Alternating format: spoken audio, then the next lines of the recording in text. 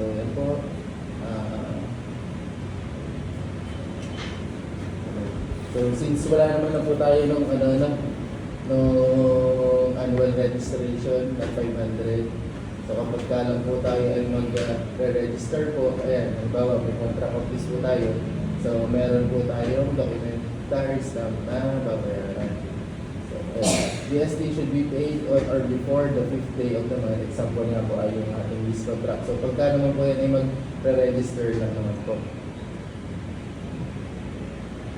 Ayan. Ito po yung sample forms na penalty. So, di ba po may sa COR po natin, meron po tayo din mga returns na required po natin na i-file. So, pagka po nakakalimutan natin i-file within the deadline po, so ganyan po yung sample na penalty.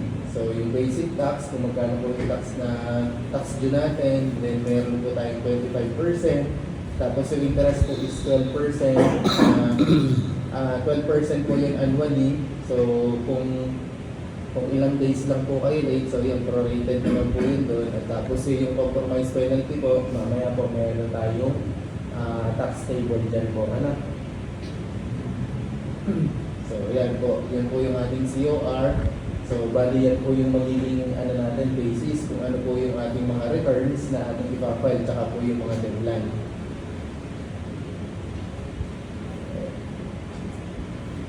So, notice to issue invoice. So, diba po, nag-visit po kami sa mga establishments, may mga surprise visit po kami. Ano po? So, yan po, isa din po yan sa aming mga tinitingnan. So, dapat po ay nakalagay po yan sa ating place of business na original po dapat, hindi po isa-xerox. So, dapat pagpasok pa lang po namin doon sa establishment ay makikita na po kami. Kasi po, pagka po walang ganan, tapos na-tax mark po tayo, may penalty po siya. Ano po? So, ayan, yan po yung mga common violations kapag ka po kami nagta-tax mapping. Wala po yung COR na original po, hindi po siya naka-display. Ang naka-display lang po ay Xerox, so may penalty po siya na 1,000. Tapos yung nga po kanina, yung notice to issue, yung invoice. So kapag wala din po yun, so 1,000 din po ang ating penalty. Ayan. COR must be displayed clearly within the place of business. Hindi po siya dapat nakatago din sa portfolio na pagka nag-tax map sa alang po ipapakita dun sa nag-inspect. So dapat po ay naka-display na po talaga siya. So ito po yung sample ng ating invoice, tapos yung book of accounts. So, kalimitan din po na violation kapag po kami nagta-tax mapping. So, minsan po ay wala po yung libro doon po sa place of business, or kaya naman po ay hindi po nagre-record po dun sa ating books of accounts. Sa iba pong libro sila nagre-record. So, may penalty din po yun na nakabase po dun sa ating annual sales. Tapos kapag ka naman po, halimbawa ay hindi po tayo nag-resibo or wala po yung resibo dun sa place of business, may penalty din po yun. So first offense po ay 10,000, then second offense po ay 20,000. So dapat po ay magre-resibo tayo, or tsaka po dapat yung resibo ay nandun din po sa place of business. Kaya minsan po kasi pagka nag-visit kami, sasabihin, na kay bookkeeper, na kay ganito, na kay ganyan. Ayun, penalty na po agad yun. Kasi ibig sabihin po, within the day, hindi ka nag-issue ng resibo. Ayun po. So yan, percentage tax, yun sa mga hindi naka 8%. Yan. So yan, pagpa-file, nagturo naman po ata siya kanina, yung ATC. Yung ATC, tapos ay lalagay niya lang po doon yung taxable amount. Then sa ADIR form naman po ay matik naman po siya na maglalagay ng tax due. So, anong deadline po kapag percentage tax yun sa mga hindi naka 8%? So, every 25th day of the month after the quarter. So, first quarter, April 25. second quarter, July 25, third quarter, October 25, and then yung fourth quarter ay January 25 of the following year. So, dyan po, basta po pagka hindi natin na-file, within dun sa dates na yun, kahit isang araw lang po ay penalty na po agad. Ano po? Late filing po. May VAT registered po ba dito po? Kung wala naman po, ayan, yan po yung kapag ka yung ating gross sales ay ina-expect po natin na more than 3 million. So, required po na maging VAT registered po. So, parang ganun lang din naman siya. Ang deadline na every 25th of the month after the quarter, na April 25, July 25, October 25, and then January 25 of the following year. So, may option lang sila na mag-monthly VAT para at least medyo malas yung babayaran na hindi bultuhan. So, ito po yung ating tax table. Ayan. Kung paano po mag-compute tayo ng ating income tax. So, dun sa mga hindi naka 8%, di ba po ang computation natin is sales, less yung ating puhunan, which is yung cost of goods sold, equals natin yung ating gross income, then less po natin yung ating operating expenses, and then lalabas na po yung ating taxable income. So kapag ka daw po hindi sumobra ng 250,000, wala, exempt po yung ating exempt po tayo, magpapile lang po tayo. Kahit po zero, magpapile pa rin po tayo kasi pag hindi po tayo nag-file, ay may compromise penalty po. So bali ang magiging yung matataksan lang ng income tax ay yung sosobra dun sa 250. So for example po, ang ating the sales, less cost of goods sold, the gross income, less yung ating operating expenses, pagpalagay po natin na ang ating taxable income ay 300,000. So magkano yung ating magiging tax? So sabi dito ay in excess of 250,000. So di kung 300,000 yun, ang sobra lang ay 50,000, yun lang yung itatimes natin dun sa 15% po. Ano? So yun ang yung magiging ating income tax. Yeah. Self-employed individuals earning income yearly from self-employment or practice of profession. Individuals earning income yearly from self-employment or practice of profession, gross sales. So, meron kayong option na gamitin yung graduated rates or kaya naman ay yung 8%. So, unless the taxpayer signifies the intention to elect the 8% income tax rate in the first quarter percentage or income tax return or the initial quarter return of the taxable year after the commencement of a new business or practice of profession, the taxpayer shall be considered as having availed the graduated rate. So, ang ibig sabihin po niyan, ang default po natin ay yung graduated rates. So, kapag ka po daw gusto natin yung 8%, so dun pa lang tayo sa first quarter, sasabihin na po natin kay BIR na mag-a-avail tayo ng 8%. So, may advantage at disadvantage po yan parehas. Dun sa graduated rates, ay ang advantage niya ay malalaro po natin yung income tax. Ano po?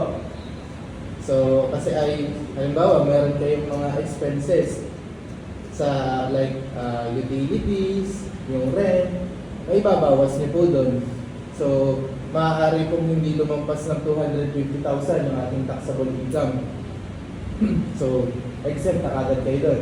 Anong babayaran nyo lang? O, edi yung 3% lang po natin na per quarter. Yun nga lang, dalawa po yung ipapile natin. Yung 1701Q at saka yung 2551Q. So, yun po yung advantage and disadvantage. Dito naman, ang advantage naman ng 8%, hindi na tayo magpapile ng 2551Q. Pero ang disadvantage naman niya, para sa akin po, ay hindi natin magagamit halos yung expenses. Kasi kahit anong dami natin ng expenses, ay nakabase naman siya dun sa gross sales natin. So kung magkano yung benta natin, matik 8%, may babayaran tayo. Ayan po.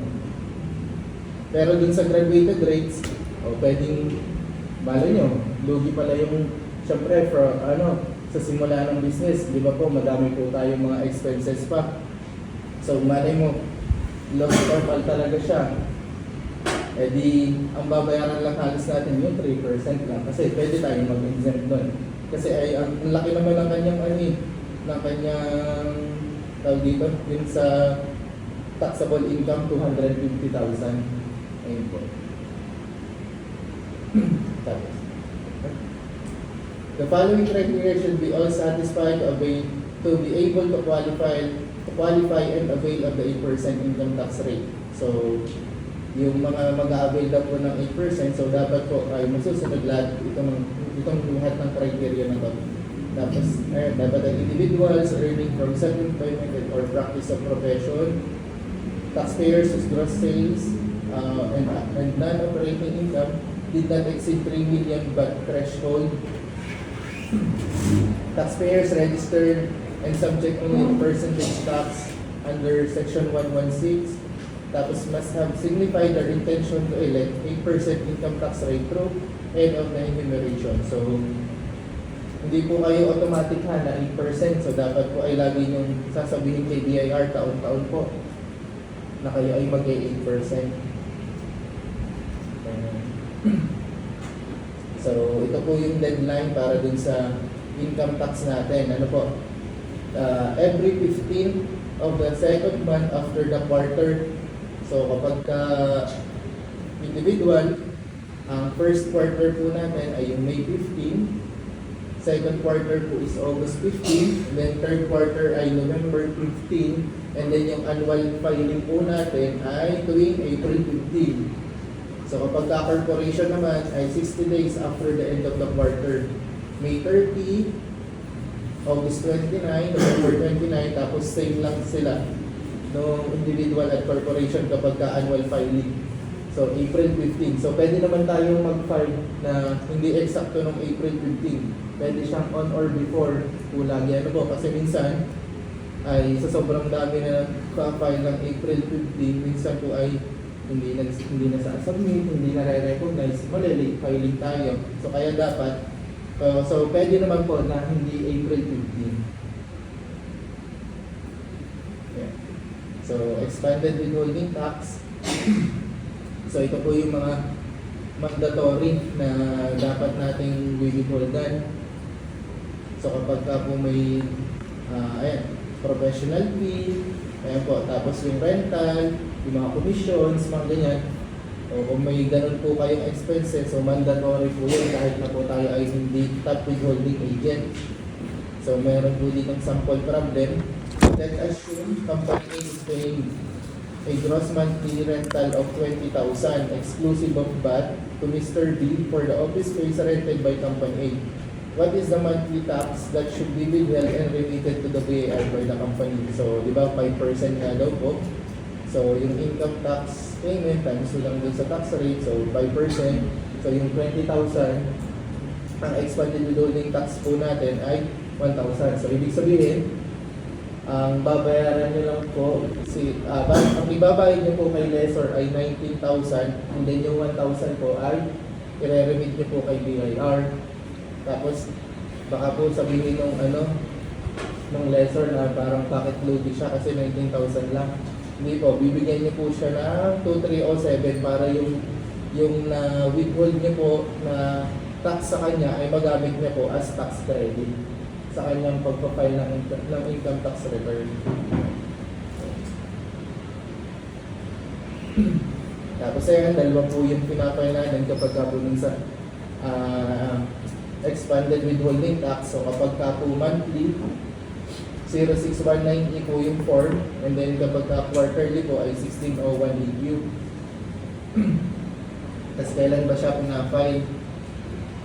On or before the 10th day following the month in which the withholding was made. So kung halimbawa po ay nag-withhold tayo ng January, ang kanyang deadline po ng filing ay February 10. On or before February 10. Tapos kapag ka naman po, kapag ka po quarterly, ang filing date nga is not later than the last day of the month following the close of the quarter during which the withholding was made. So kapag ka first quarter, January, February, March, so kailan daw yung last day of, kailan daw yung filing date. So, last day ng buwan, following the close of the quarter. So, April, April 30.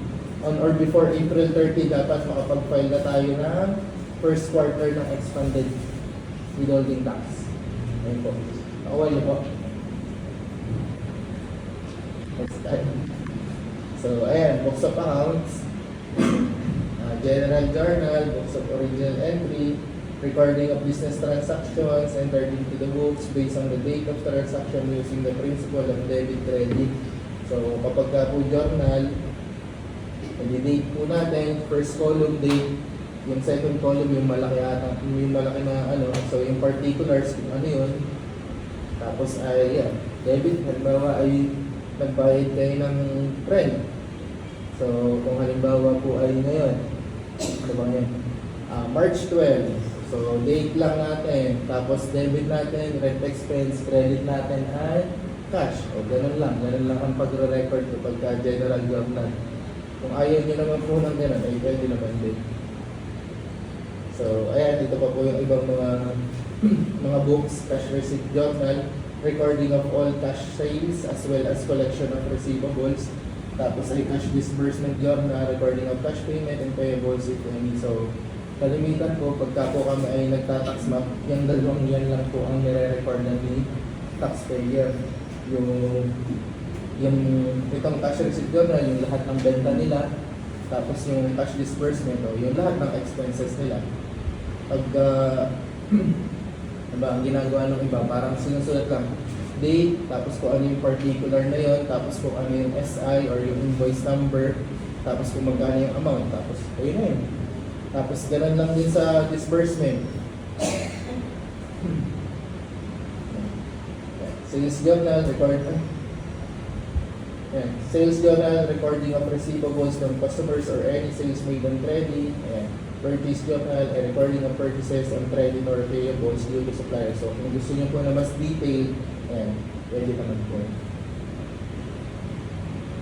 General ledger, book of final entry, summary of all journal entries in order to get ending balances. So, kung kayo po ay nag-journal entry, so kailangan nyo ng general ledger para at least matrack nyo kung ano yung ending balance. Kasi kung nag-ano kayo, halimbawa, yung sabi ko po kanina, debit, rent expense, credit, cash, so ilalagay niyo yan dito sa isa. Tapos makikita po nyo kung ano yung ending balance. Para lang at least matrack nyo po yung bawat account title. Ayan. So, ayan po yung ating compromise penalty. So for example nga po, hindi tayo nakapagbayad ng tax or nalay po tayo ng filing. So halimbawa ang ating tax due, halimbawa ang tax due natin ay 0. Halimbawa ay exempt naman tayo pero hindi tayo nakapag-file. So doon po tayo papasok sa minimum lang, yung 1,000 po. So ayan, ganyan naman. Palaki yung ating yung ating tax unpaid, so palaki din yung ating compromise penalty. Ayan lang po. May questions po kayo?